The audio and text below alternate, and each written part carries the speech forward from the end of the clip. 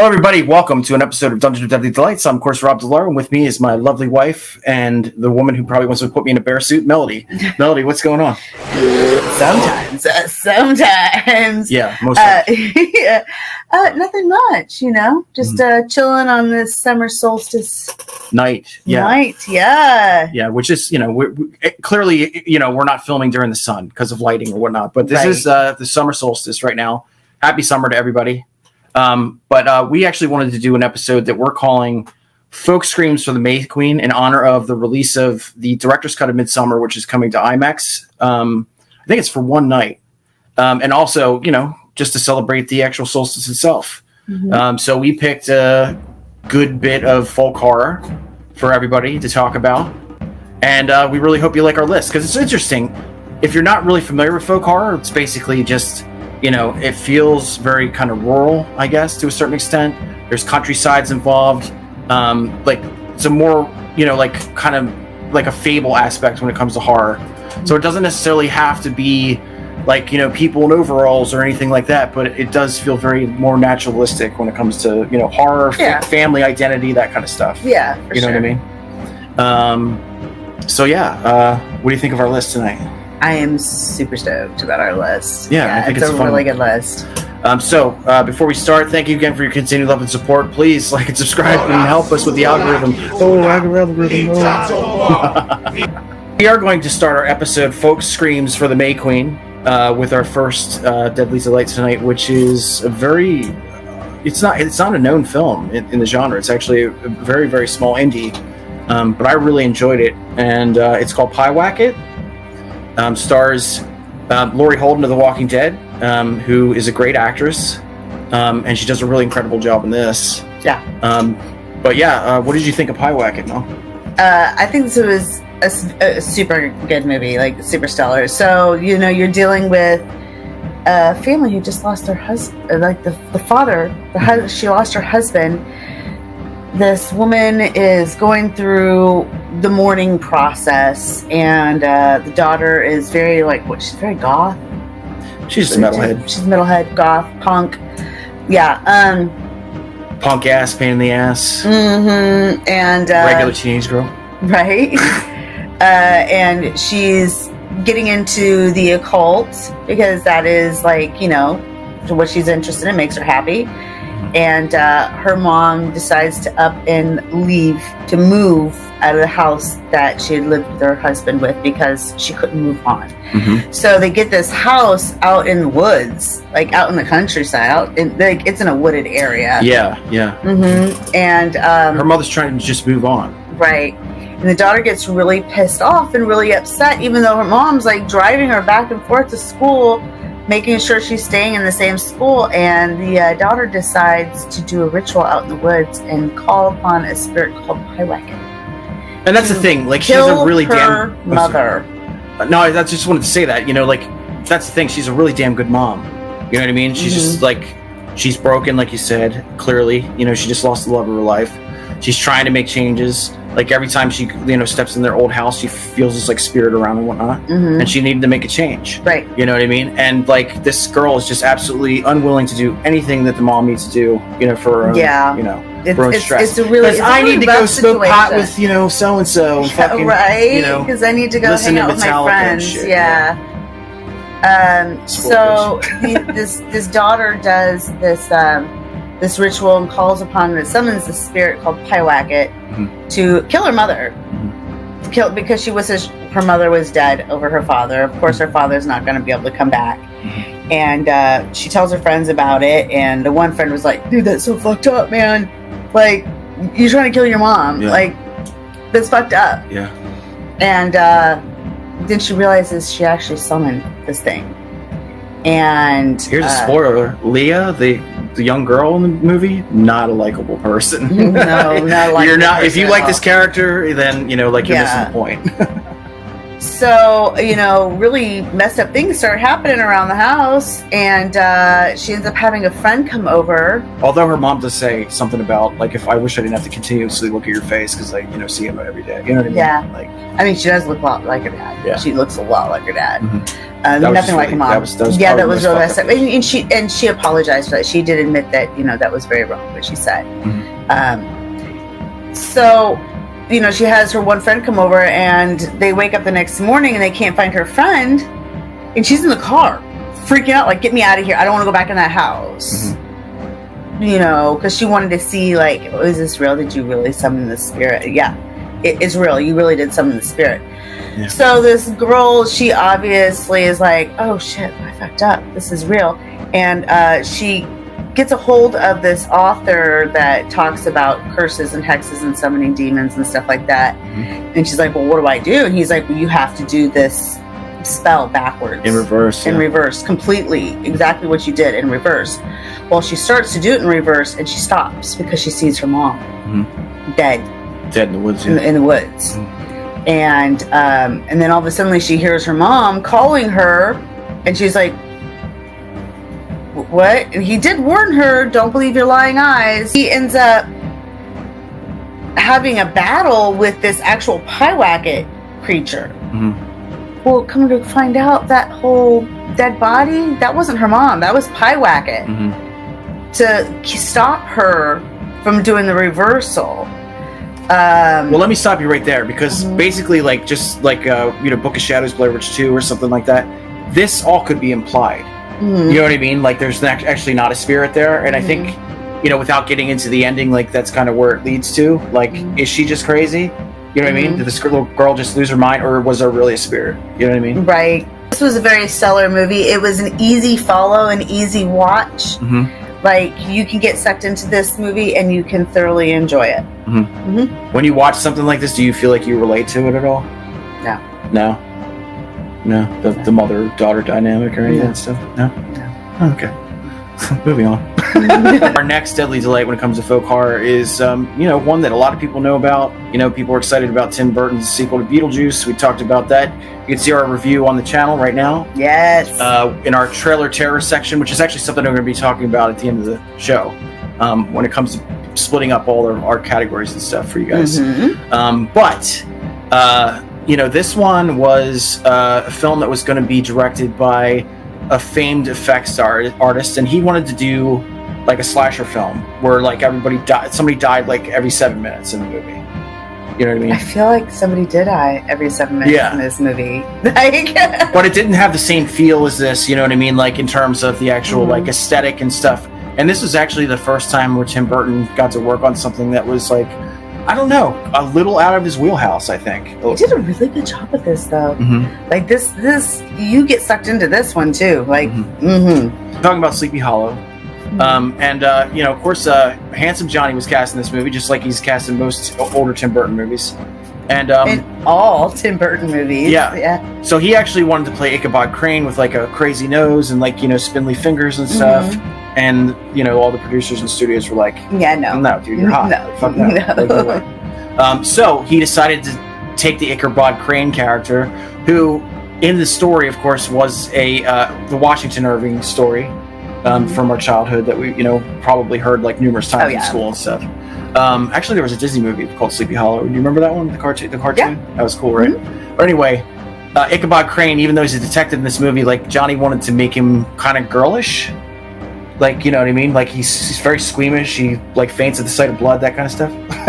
Yeah, but he doesn't faint at the sight of blood because, like, he does autopsies on bodies and stuff like that. You know what I mean? No, he does, because remember when the blood squirts in his eye and stuff? He just goes, but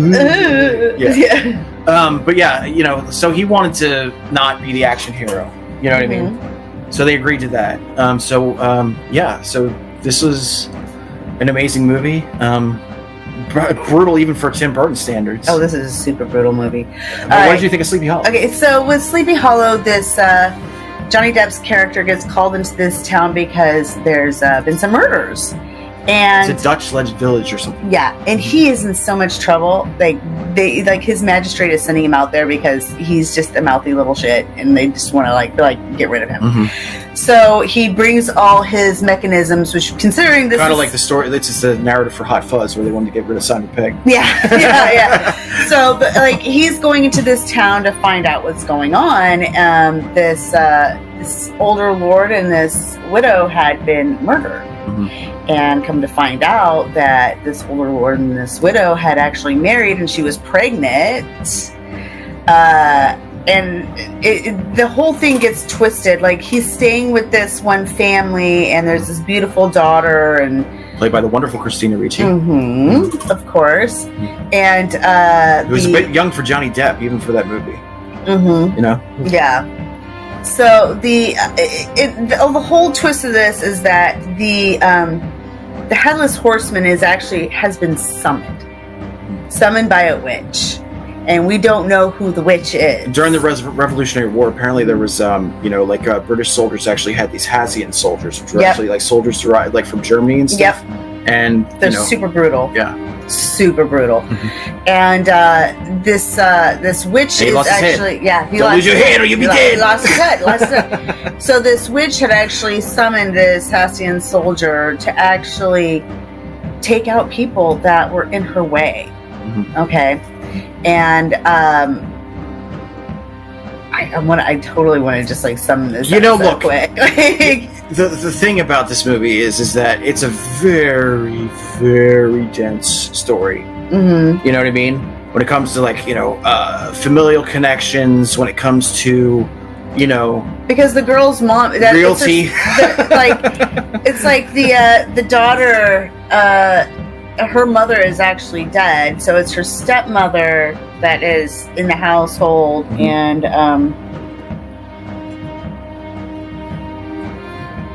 then you got the witch in the woods, that can actually summon the dead. Yep. Johnny Depp also had connections to witchcraft because of his mother. Yep. Like, his mother had actually been married to a preacher, crazy preacher, and that's when you see the spinning of the sparrow. Yep. She died in an Iron Maiden. And her husband put her in Iron Maiden. Yeah. Excellent. And this is where I want to put him in there. So there's so much that is entailed in this story. It's a lot of story. And then you even see the part of the Hessian story too. And it's like, but in the end, you find out that it's just the stepmother and her twin sister is the one that's the witch in the woods, but all she really wants is she wants power and money. So she's killing off all these people who are next in line to inherit. So she's the one that actually inherits. Yeah, and the other thing I want to say, and she gets it in the end. Yeah, and the other thing I want to say about this movie is that, like, pulled into the tree by the head. If you just done it with the actual, with the narrative, where it was just about, like I was saying, like the connection, the familial connections, the realty, the fucking finances of the families and all this stuff, this movie would have been so goddamn boring. Oh, you know what I mean? But the fact that Tim was able to take this, really, there's only a dense story, and make it so freaking entertaining. Yeah. It's just such a feat in itself. You know what I mean? Because it's really such an entertaining movie from back to front, and you never get bored. No, you don't. No, there's too many plots in the storyline. Like, it's a fantastic story. Right. Our next Deadly Delight, when it comes to folk horror, is a cult classic that it does have a legacy. Yeah. When it came out originally, though, it didn't do well at all. No. It kind of, it got caught in the VHS piles for a while. But man, that fucking creature was so amazing. It was ahead of its time. Well, to get into it, like Stan Winston. It holds up to this day. Yeah. So yes. Stan Winston of Stan Winston Effects, who did the dinosaurs for Jurassic Park and, did Predator and all these other stuff. He wanted to do his first directorial debut. And it turned out to be Pumpkinhead, which is what we're going to be talking about now.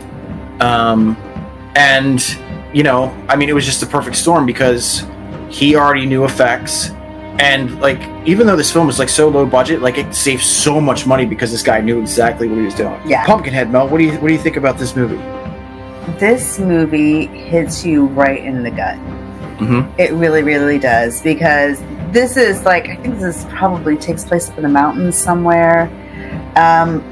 Very poverty-stricken area. Very poverty-stricken area. You have a father and a son, and the son is young, and the could be Oklahoma, could be New Orleans. No, this is up in the mountains somewhere. This is up in the mountains somewhere. This is like the Smokies or something like that. You know what I mean? The father loves his son very much. He has his own little store/fruit stand. Works well with the community, and well, wait, you forgot the beginning of the movie. Oh, the beginning of the movie, there is a guy running and hiding for his life, and he gets killed by this Pumpkinhead creature because he apparently killed somebody. Right. And it turns out to be the parents of a young Lance Henriksen, or Ed Harley. Mm-hmm. And Ed, like you said, he becomes the father who has a son. And he saw Pumpkinhead. So he knows that this creature exists. Mm-hmm. So you have this father and this son, and you have this family where there's this man with like his 20 million children. Because it literally feels like 20 million children, and they're all like dirty. They're not very clean. Everybody is dirty in this movie. Like everybody is dirty except for the city kids. So a bunch of these city kids are coming into town. They're going to a cabin that they have up in the mountains for a little vacation. They're dirt biking up there, going on a little vacation, and this gentleman walks up. He drives up with his 20 million kids, and apparently he needed feed for some animals. He had his pigs. I think so. Pigs. Okay, so Lance Henriksen had to leave his son behind. So he's like, "Stay here, don't move. I'll be right back." And he had to go get the feed. Well, the dog runs out. Which is a really dumb idea. Come on. I know. I mean, it was what? I mean, you wouldn't have a story, but shit, take your kid. It's 80s or whatever. Anyways, so the dog runs out. And these older kids are doing dirt biking, and the boy runs out to get his dog, and he gets run over. Gets clobbered by this bike. He's dead. Mm-hmm. He's dead. So everybody else takes off. I think he somehow sideswiped it, but somehow still caved his chest in or something. Yeah, he did something bad. Because he wasn't hit like head on with like the wheel or anything. Right. Like, it was like sideswipe, but like his body's so small. So yeah, it was probably like a chest cave in or something. Mm-hmm. So one of the kids stays behind. Can I say something? I remember like years ago, I've seen this movie numerous times. Like, and me and you have talked about this before. Mm-hmm. But like, I never had a son. You know what I mean? Mm-hmm. And I remember this was on Joe Bob Briggs a couple years ago, because he was doing it on Last Drive-In. Mm-hmm. And I cried like a fucking baby when Lance was, washing his son's face and put his glasses back on. And because he didn't die right away. Yeah. Because even when Lance came back and he grabbed up his son, like, the boy was still alive. But to this day, why didn't he take him to the hospital? I don't understand. Why didn't he take him to the hospital? Why did he take him back to his place? I don't think they had hospitals back then. He probably had to take his son to Haggis or something. Or he was probably a couple hours away or something like that. I don't know. Anyway, so he didn't take his kid. He did come back, and he found his kid, and he's very angry. Like, the look he gave this guy was like Lance Henriksen. Like, I want you dead. Like, he grabs up his son. Lance is notorious for scaring people on and off the set. This one was probably no different. That voice is super sexy. Yeah. Lance called me the madman, but that's another story. But anyway, he is very, very, very method. And I could definitely see him playing this Ed Harley father and scaring the shit out of somebody. He's very distraught, and he goes back to that family, and he's looking for this witch that's up in the mountains. It's like a swamp, like the old hag, yeah. And they won't tell him, but the young boy does tell him, takes him to her, and basically she's like, okay, well, if this is what you want, you need to go get this body for me. Revenge comes with a price, Ed Harley. It does come with a price. So they summon this creature. Oh, can we talk about the design for this real quick? Oh my god, yes. It looks very like, there's a lot of smoke. You know what I mean? Just the mound where Pumpkinhead is actually like buried in and stuff. It's such a cool set design for something that probably costs like next to nothing. Oh yeah, it's such a cool set. This creature has been summoned. But here's the thing. Anytime the creature gets ready to go kill, Lance Henriksen sees everything. Everything. He sees it. And it takes a toll on him and his body. And the hag looks at him, she's like, isn't this what you wanted? Like, you wanted revenge. You're getting revenge. Here's another thing we should mention too, is that, like, there's only one catalyst in this movie that is, seriously the one that should get some sort of vengeance wrought upon him. Like, these kids are, it's only the one guy. They're very nice. One stays with the body, Right. And he's going after all the kids, not all the teenagers, not just the one that actually deserves it. But like the father didn't know that. He actually decides to turn himself in, but it's too late, because once you put that vengeance into motion, there's no stopping it. Yeah, he wants to stop it, but he can't. This is a film that, it's got a legacy behind it. Probably one of the most inspiring when it comes to makeup artists wanting to do practical creature effects. Had like I think 2 television films, 2 directed DVD films, a comic book series. There's all kinds of this is a beloved cult classic. You know what I mean? And the creature, oh my God! Listen, it's one of the greatest. I said, holds up to this day. And this is not CGI. This is practical effects. Yeah, I remember Pumpkinhead 2 Blood Wings. If you actually look at the creature in that one, it definitely does look like a guy in a suit. Yeah. This one doesn't at all. This one does not look like a guy in a suit. No, because I think it was actually like a model. Like they was it a puppet? I think it was a puppet, and they were moving hands around. They probably had like all these different like hand mods and stuff. You know what I mean, for close-ups and stuff. But it's so good. It's so fun. I mean, this is a guy that created Predator. You know what I mean? Like this guy was one of the best creature designers ever. Yeah.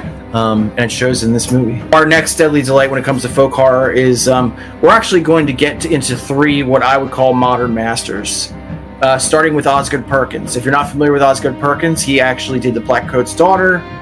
He did the film that we're speaking of now, and also directed the highly anticipated Longlegs with Nicolas Cage and Michael Monroe, which is like, it's one of the most anticipated horror films of the year. So this dude is, he's related to Anthony Perkins, of course, Norman Bates from Psycho. That's his son, and he became a director, and he just kind of runs the gamut on ideas. You know what I mean? There's nothing that's really like similar to anything else. But when it came to this one, he wanted to do a more straightforward, like fable, just like Hansel and Gretel, the book, the story itself. And when it came to Gretel and Hansel, I think he actually only changed the ages of the kids, because he didn't want like 2 little 8-year-olds. He wanted one girl to be 16, the one kid, one son to, or the child to be 12. Right. And of course, there's other, like things, nuances that he added in or whatever that aren't in the regular story. But what did you think of Gretel and Hansel? Because I really, really take this movie. I think it's beautiful. This was actually like a really good twist on the whole like fable folklore. You know what I mean? Like, you're dealing with more of a Black Plague time period. Yeah. So this was like during the Black Plague. And the mom actually is kicking the kids out because she's got the Black Plague and she's gonna die. Like, she's like, you gotta go.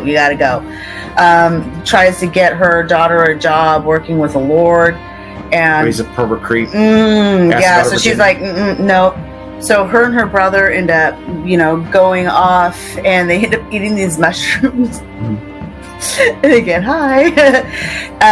Let's say this first, because like, we are going to be talking about the witch at some point in this. The witch. But the thing is, like, this definitely has a lot of parallels to that movie to a certain extent. You know what I mean? Which we'll get into. But yeah. Sorry. Go ahead. Anyways, so they end up meeting up with this woodsman guy.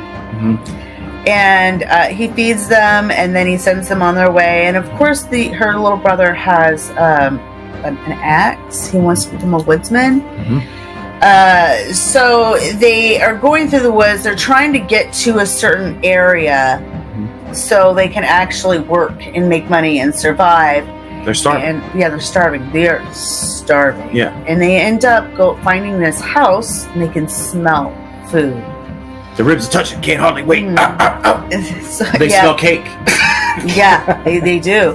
So Hansel has her brother break in because he's small enough to get through this window, and she's not. And then they finally get in, and then they meet there's food like on this table, like massive amounts of food. So they meet this old lady who's living there, and she's like, no, eat as much as you want, you can stay. And so her name's Hulda, I believe, and she's played by the amazing Alice Krige of Sleepwalkers, and she was the Borg Queen in the Star Trek movies, and she's awesome.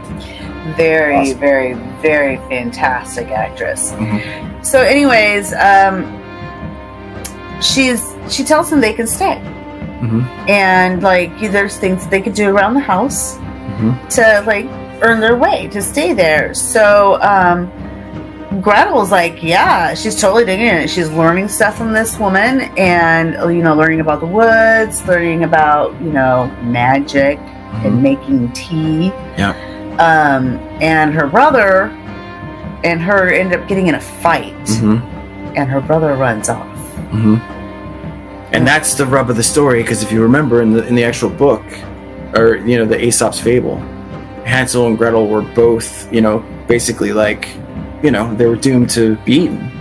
But this Hulda woman, like, she wants Gretel to be around to teach her the arts and stuff. She wants to impart no stinky her little wisdom. boys.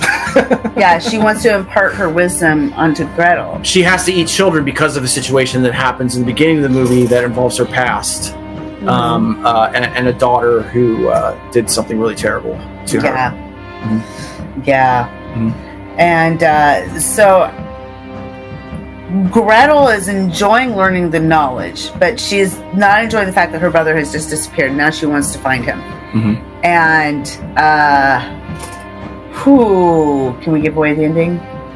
I wouldn't. Okay, well, go watch it. The one thing I want to say about this is that this movie, Long Legs, is already being hailed as probably the best serial killer thriller since Silence of the Lambs, which is huge praise. You know what I mean? But you can see, like in something like Gretel and Hansel, like you can see,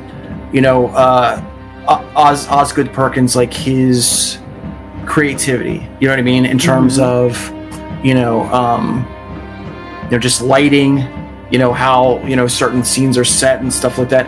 It's very, it's kind of oddballish. Yeah. Like especially like with the hairs coming down to the mouth and stuff. Like it's just things you normally don't see. You know what I mean? Right. When it comes to like vision.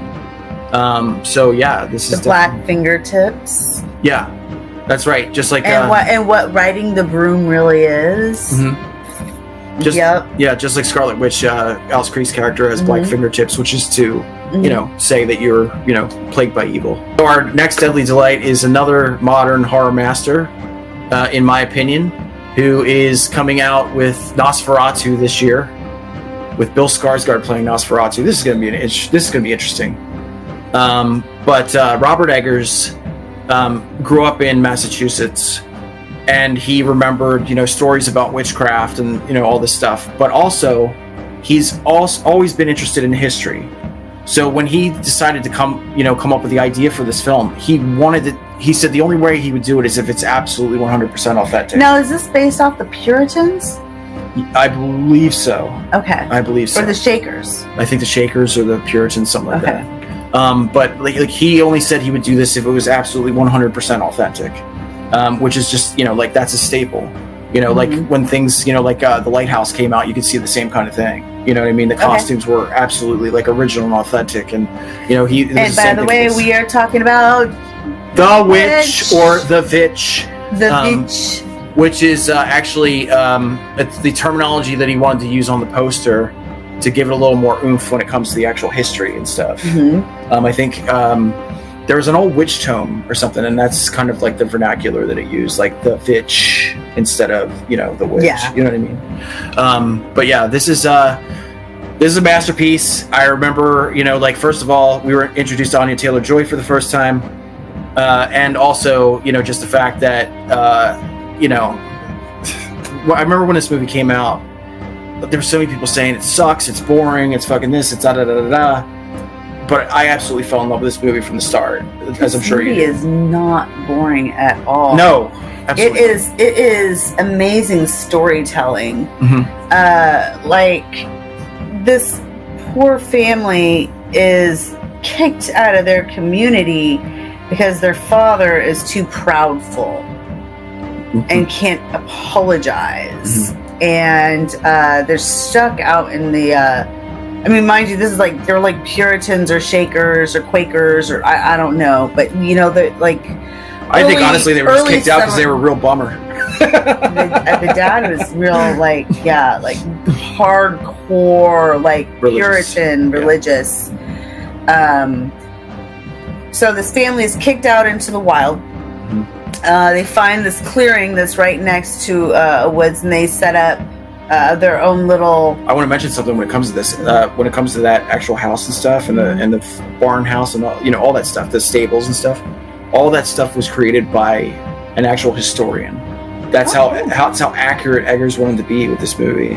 Is to actually have the sets built just like they were back in that time period. Okay. Is that crazy? Yeah, that's cool. Yeah. That's really so cool. And if you notice, every scene is natural lighting. You know what I mean? Like there's no hot lights anywhere. There's nothing. I love that. You know what I mean? Yeah. Yeah. Go ahead. I'm sorry. Jose. We're almost done, baby. 5, 4, 3, 2, 1. So, the oldest daughter, she's coming into her bloom. She's blooming into a woman. And he's the one who likes. No. And then the oldest brother, who's younger than her, he's becoming a horny teenager, and he's checking out his sister's tits because there's nothing else to look at. And then you've got the twins. And it's not like Fallout. There was no cousin's clause in it, anywhere. Just and then you got the twins, boy-girl twins, and then you have the mom who is pregnant and has a baby, and you have the father, and then you have a bunch of goats and the woods. Well, anyways, everything is going fine. Rabbits, bears, rhinos. No rhinos. There's no rhinos there. So the mother has her baby. It's another son, and the oldest daughter's watching him, and she's by the edge of the woods with the baby, and she's doing boo, boo with the baby, playing with the baby, and then she goes one time, and the baby's gone, just gone. Yeah, the baby is kidnapped by a witch that's living in the woods. And then you see this ritual where she's touching the baby, playing with the baby, and then all of a sudden she's grinding up stuff and rubbing blood all over her body. Fuel oil, baby. She kills the baby and rubs the blood all over and stands under a full moon so she can recapture her youth. So this whole family is being plagued by this witch, and well, they're also being plagued by their own insecurities when it comes to religion. Because the father sells off the mom's silver chalice to get traps and a gun, a rifle. Oh, we should mention this family. Aside from maybe one of her brothers, it's clear they hate Thomason. Oh yeah, it's so sad too. Especially the twins. So the twins, they're actually talking to this goat, Philip the Black Goat. Bah. They're having actual conversations with this Philip the Black Goat. Can I mention something that I just learned today, actually? What? So apparently this Black Philip, this goat that played Black Philip, was so unruly and rowdy that he was never able to work on another film again, and lives on a farm somewhere. He'll never do a movie ever again. Well, there you go. Philip the Black Goat. Philip the Black Goat. Strikes again. So, you got these unruly twins that just don't listen. They don't listen. And the husband and the son are going out in the woods. They're trying to look for the baby. They can't find the baby. They're setting traps. Spoiler alert. Spoiler alert. Here we go. But one of the greatest lines in this movie is that and I think she was just joking at the time, but Thomasin says, "I am that very witch," and clearly there was something in her the entire time. Oh yeah. That needed to break free. Mm-hmm. But at the end of the movie, when she ends up signing the deed, when it comes to Black Phillip, and she ends up with these witches and stuff, I think the thing that's really amazing about this movie is that her becoming part of this Sabbath almost feels joyous. But hold on a second. Here's the thing. I think the whole point was she actually her whole family had to die, and she had to actually kill her mother. Mm-hmm. She had to actually kill her mother to be able. Well, she was protecting herself. Mm-hmm. She had to kill her mother to be able to talk, to be able to summon Black Phillip. Right. And with him asking her, "Would you like to live? Would you like to live deliciously?" Yeah. And she was like, "Yes." Yeah, so basically that just means would you like to live without your parents fucking nagging you all the time, you being called a witch, you being called a horrible person? Do you want to actually liberate yourself for the first time? Mm-hmm. And so she takes off her clothes, she walks into the woods, and there's a bunch of other women that are they're dancing around. And they're singing, and then before you know it, they're rising up in the air, and you see her up in the air. She's just happy. She's raising up. She's happy. So the whole point is all that happened, and because that happened, she ended up becoming a witch. Well, there's a lot of people would say that's sort of like Midsommar, that's a crazy ending. You know what I mean? Sort of tragic because she lost herself. And I don't agree. I think Thomasin found herself for the first time. Yeah, she did find herself. You know what I mean? Because that whole situation with her family was super toxic. Yeah, so super toxic. So her joining that Sabbath, like I said before, was a celebration of her liberation. I think they were celebrating her joining. Mm-hmm. Yeah, right. I think that was her going in, and they were celebrating. But you her. normally don't see that, when it comes to a witch story. You know what I mean? Mm-hmm. So our final deadly delight when it comes to folk horror, folk screams of the May Queen, is the film that we mentioned in the beginning. We are honoring the summer solstice. We are honoring Midsommar, and so we're going to talk about Midsommar, of course. If you hadn't figured it out already, but this is another one that just it blew my mind the first time I saw it, and Ari Aster had done Hereditary before this, and he was just another young up-and-comer that just has his own style and feel when it comes to things, and you could definitely see it in in Midsommar for sure. Yeah. Originally, this was going to be a slasher film based in Sweden, and Ari was just I'm not going to do that. If it's not interesting to me, then I don't want to do it. So he put a lot of existential stuff in this movie, things about emotion, things about this character that's going on a dark journey herself. Mm-hmm. You know what I mean? Just culture and all this different stuff. But I love this movie. What do you think about Midsommar? What do I think about Midsommar? Hello. I have my own little cosplay going on here. Midsommar, yes. This is a great movie.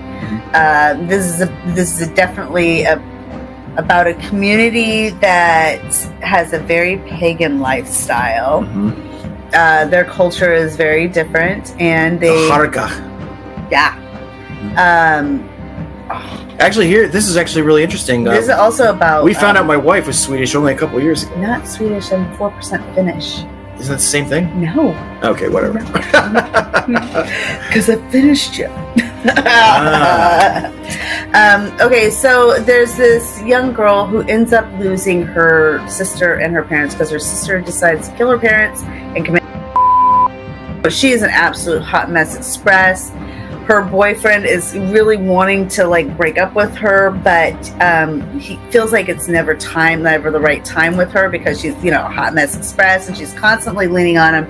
So this is kind of a toxic relationship in its own way. Listen, I want to touch on that whole hot mess express thing here because I don't think she becomes a hot mess express until the moment she finds out that her sister had actually, like, you know, right, like did a mess, you know, did a murder suicide with her parents. Really loses it after that. Yeah, you know, actually, there's a scene in, like I mentioned in the director's cut, where she's having a conversation with Christian, and Christian's like basically saying to her, like, you know, like, oh, you had to put flowers outside my door because you know you have to have some sort of control over me. So even when she does something nice for him, it feels like, you know, like he's suffocating. Well, he's fed up. He wants to split with her, but... Well, he's a narcissist. Yeah, and well, she probably is too, but, you know.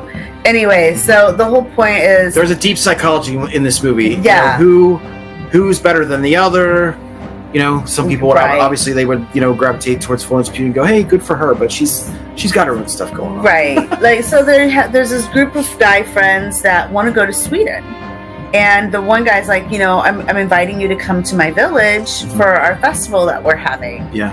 And one of the guys, he's like traveling actually all over the world, setting up on these different festivals that go on with these different communities. His thesis or whatever. Mm-hmm, his thesis.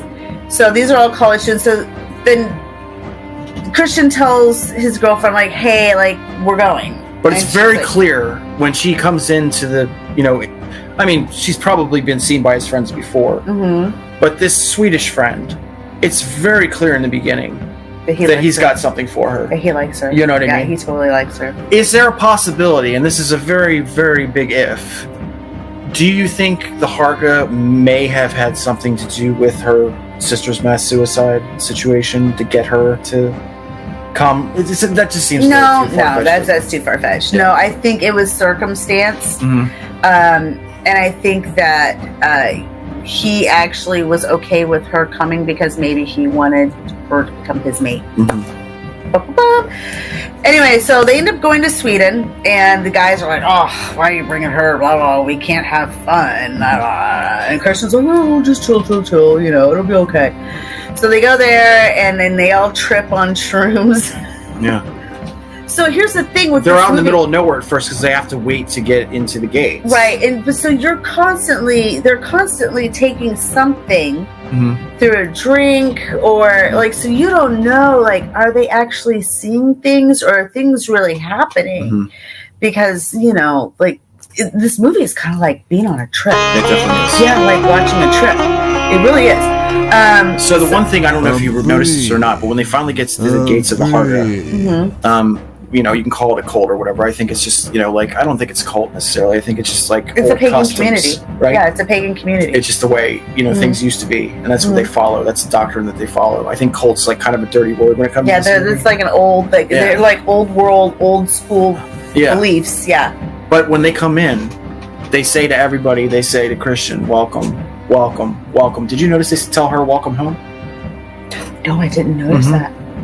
Yeah, when they're hugging her and stuff, they say welcome home to her. So. Oh yeah, because I think they had every intention of bringing her into the fold. Mm-hmm. Yeah. It's almost like they could feel that emotion, like just pouring out of her as soon as she walked through the gates. You know what I mean? Right. Yeah. Like, yeah. We can manipulate this girl. For sure. Yeah, but bring her in. Bring her into the fold. So, you know, they're getting ready to do this whole, like, was it 7-day festival? Yeah, it happens every 90 years. And yeah, I think it's a 7-day festival. Yeah, 7-day festival, feast. They call it a feast. And then there's a tree that they actually... If you like lemonade with, you know, period blood. Oh my God, there's so many weird things that happen in this movie. There's so many weird things that happen in this movie. Mm-hmm. And the thing is, like, you see stuff like where... Like when she had been crowned May Queen, and she's sitting in that chair, and she's doing this with her hands to the chair that's covered with leaves, and the leaves are like following her hands. It's a very trippy movie. But you know what? As horrific as it's supposed to be, like, yes, it's supposed to be a horror film, but like, you know, like, obviously these Harga murderers, but like also their customs are kind of beautiful. Yeah, you know, once you turn 72. And you just know that, you know, you're just gonna, you know, just... The 3 stages of life, yeah. Yeah. like up until 33 you're still considered a child, so like that's when you go travel and go to school, and then from 33 it's like Harga Rumspringa. And then you have your time period where you work, and then you have your time period where it's done. And at 72 they have this whole beautiful, they do a feast, and then they have them go on the top of the rock and they jump off. Yeah, and they die. They're like, okay, so if you're lucky, right? And then, if not, then they have to bring a hammer, and finish you off. So the whole point of that is so the soul can come back, because like a child is going to be born, so that soul needs to come back. What happens is basically people start disappearing. Everybody who's disrespected their culture in some way gets offed. Well, it's not only that, it's everybody that was brought in that isn't from the community was actually being brought in to be sacrificed. Sure, it's about... They're all sacrifices. Yeah, it's about purity, it's about new blood. They were supposed to bring in, like, new seed, new blood. And then there's a girl in the community that actually wants Christian for herself. And the whole point is they need children to be born that aren't like inbred. Yes. And so they have this whole ritual where there's a bunch of older women standing around this girl, and she's laying on this beautiful bed of like leaves and flowers and stuff, and they gave Christian this drink to drink. It's a grape. Yeah, it's a grape. And that's the thing I wanted to talk about too. 5, 4, 3, 2, 1. Spoilers for Midsommar. Here we go. Because they drugged him. As much as you hate that guy in this movie, you cannot blame him for what happened in that fertility room. No. You know what I mean? No. He was totally like, he was drugged and he was let in. Yeah. Right.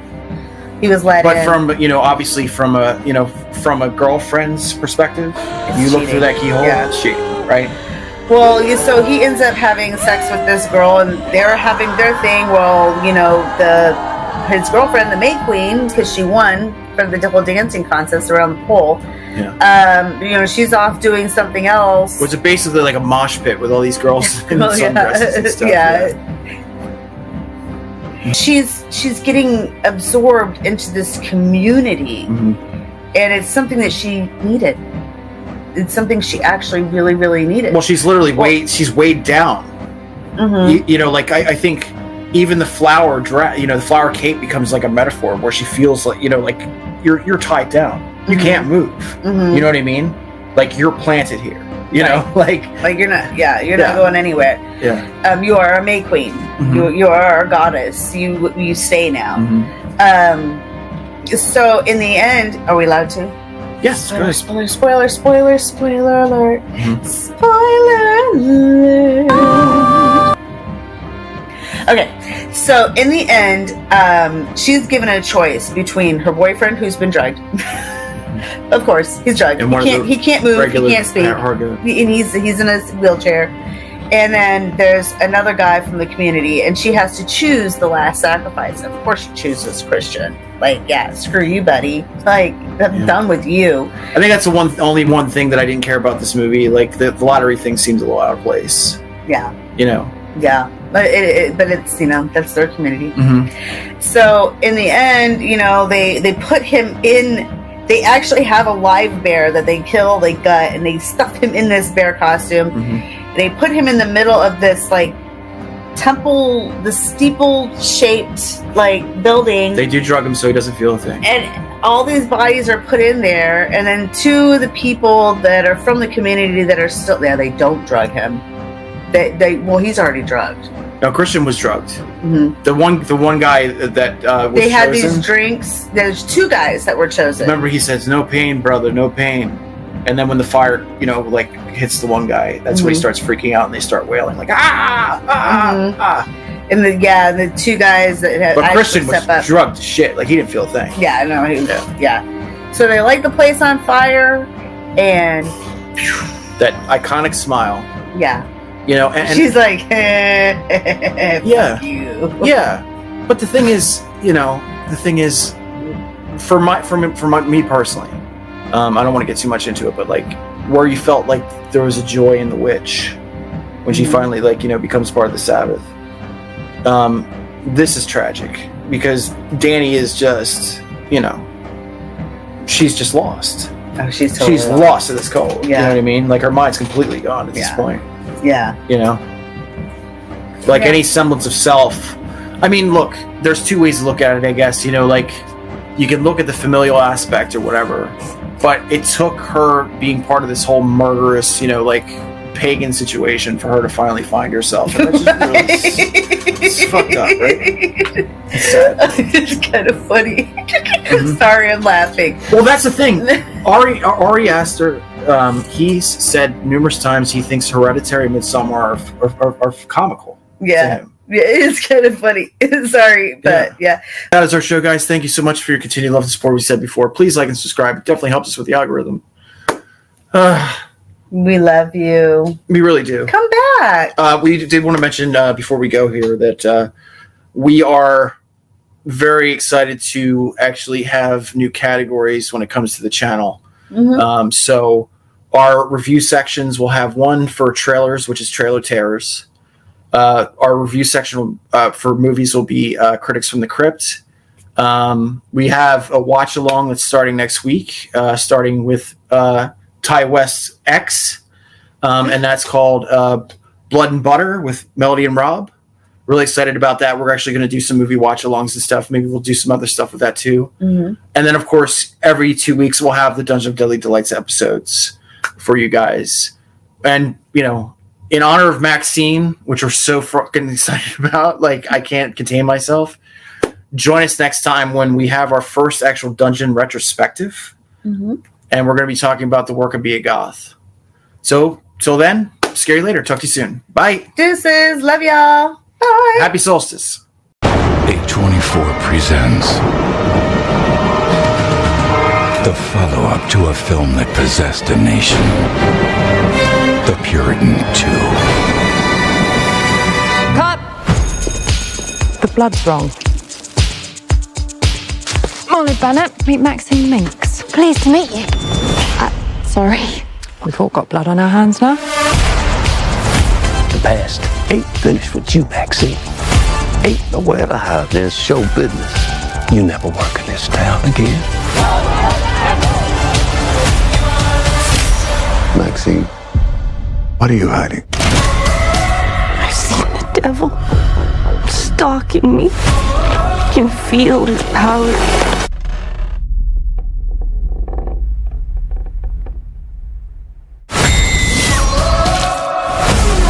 We've made it to the belly of the beast. You must eliminate all distractions, or the beast will spit you right back out. Time to pay for your sins. It's America's new scream queen. Maxine fucking Minx.